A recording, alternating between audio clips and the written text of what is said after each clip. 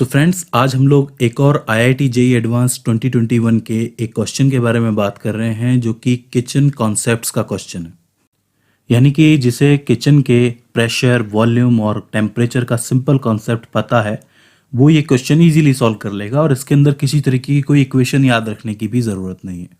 देखिए, क्वेश्चन आपके सामने कुछ इस तरीके से लिखा हुआ है और उसके नीचे ये वाला डायग्राम बना हुआ है जिसमें एक ग्राफ है प्रेशर और वॉल्यूम का। अब इस क्वेश्चन के हिसाब से एक आइडियल गैस एक साइकिल में 4 स्टेप्स से होके गुजरती है, जो कि ये आपको दिख रही हैं 1, 2, 3 और 4। इस दौरान इसके प्रेशर और वॉल्यूम में चेंज आते हैं और क्वेश्चन ये पूछ रहा है कि कौन से स्टेप के दौरान इस गैस ने हीट को अब्जॉर्व किया है। तो अगर आपके पास किचन का एक बर्तन है और उसके अंदर ये आइडियल गैस है और उसको हम लोग एक एक करके एक एक स्टेप से गुजारेंगे और इसका साइकिल बनाएंगे, जिसमें पहली स्टेप के अंदर आप देख सकते हैं कि इसका जो प्रेशर है वो कांस्टेंट है और इसका वॉल्यूम जो है वो V1 से V2 में कन्वर्ट होता है, यानी कि इसका वॉल्यूम चेंज होता है, वॉल्यूम बढ़ता है। तो इस दौरान इसने हीट को ऑब्जॉर्व किया है कि नहीं। तो देखिए, अगर इसका प्रेशर कांस्टेंट है तो सीधी सी बात है ये एक आइसोबैरिक प्रोसेस को फॉलो कर रही है, और अगर प्रेशर कांस्टेंट है और वॉल्यूम बढ़ रहा है यानी कि ये बर्तन जो है बड़ा हो रहा है, तो ऐसे में प्रेशर को कांस्टेंट रखने के लिए इसे क्या करना पड़ेगा, बाहर से हीट को लेना पड़ेगा। यानी कि इसको अपने प्रेशर को मेंटेन करने के लिए बाहर से हीट को अब्जॉर्ब करना पड़ेगा। वहीं दूसरी प्रोसेस के अंदर आप देख सकते हो कि इस बर्तन का प्रेशर जो है वो धीरे धीरे करके लो हो जाता है और जो वॉल्यूम है वो सिमिलर रहता है, यानी कि वॉल्यूम वैसा का वैसा रहेगा और प्रेशर कम हो जाएगा। तो ऐसे में अगर प्रेशर कम हो रहा है यानी कि इसने अपने अंदर की हीट को, टेम्परेचर को बाहर निकाला है, यानी कि उसको रेडिएट कर दिया है। और जब प्रेशर लो हो रहा है और जब वॉल्यूम कांस्टेंट होता है तो ये कौन सी प्रोसेस को फॉलो कर रहा है, आइसोकोरिक प्रोसेस को फॉलो कर रहा है, करेक्ट। तो दूसरे वाले के अंदर इसने हीट को रेडिएट किया है।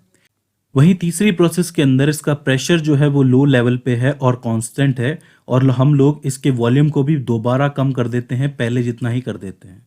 तो इस दौरान ये जो आपकी प्रोसेस है ये कौन सी है, इसमें प्रेशर कांस्टेंट है यानी कि ये भी आइसोबैरिक है, लेकिन इस बार इसको बाहर से हीट लेने की ज़रूरत नहीं है क्योंकि ये दोबारा अपने पहले वाले साइज के अंदर ही वापस लौटता है। ठीक है, तो ना तो ये हीट को अब्जॉर्ब करेगा ना ही रेडिएट करेगा। और लास्ट में ये जो चौथी वाली प्रोसेस है जिसमें आपका वॉल्यूम कांस्टेंट रहता है और इसका प्रेशर जो है वो P1 से P2 तक पहुंच जाता है, यानी कि बढ़ जाता है।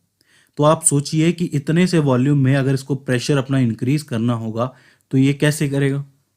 तो प्रेशर को इंक्रीज करने के लिए ये बाहर से इसको हीट तो लेनी पड़ेगी। तो इसका मतलब इसको अपने प्रेशर को बढ़ाने के लिए बाहर से हीट को अब्जॉर्ब करना पड़ेगा, यानी कि ये जो आइसोकोरिक प्रोसेस है, याद रखिए जहाँ पर वॉल्यूम कांस्टेंट होता है वो आइसोकोरिक प्रोसेस होती है और जहाँ पे प्रेशर कांस्टेंट होता है वो आइसोबैरिक होती है। यानी कि पहली प्रोसेस जो कि आइसोबैरिक थी वहाँ पर वॉल्यूम बढ़ रहा था लेकिन प्रेशर को मेंटेन करने के लिए उसने हीट को ऑब्जॉर्व किया। और चौथा वाला जो स्टेप है, चौथी वाली जो प्रोसेस है यानी कि आइसोकोरिक, इसके अंदर वॉल्यूम उतना ही था लेकिन प्रेशर इसका बढ़ रहा था और प्रेशर बढ़ाने के लिए इसने बाहर से हीट को अब्जॉर्व किया। तो इसका मतलब ये जो ऑप्शंस दिए हुए हैं इसके अंदर ऑप्शन नंबर जो सी है यानी कि स्टेप 1 और स्टेप 4, इसके अंदर यह हीट को अब्जॉर्व करेगा। तो इस तरीके से सिंपल किचन कॉन्सेप्ट जिसको पता है वो भी इस क्वेश्चन को इजीली सॉल्व कर सकता है। तो इसके अंदर आपको किसी बहुत बड़ी इक्वेशन को याद करने की ज़रूरत नहीं है। सो आई होप ये सिंपल सा कंसेप्चुअल क्वेश्चन आपको समझ में आया होगा। इसके बाद भी इसके अंदर क्वेरी रहती है तो आप नीचे कमेंट सेक्शन के अंदर पूछ सकते हैं।